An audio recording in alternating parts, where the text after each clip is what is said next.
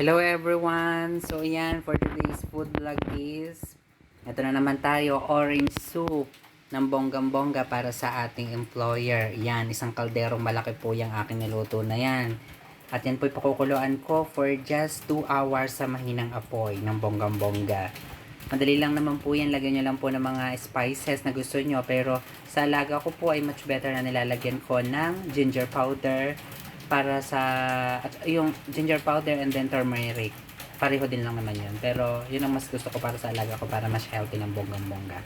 So yan po, orange soup. So lahat po ng mga orange color na vegetables like pumpkin, squash, carrots, sweet potatoes, sibuyas, bawang, at nilagyan ko na rin ng cashew and everyone ng bonggang-bongga. So masarap ngayon yung nag-uulan dito. Thank you so much everyone, and love, love, love.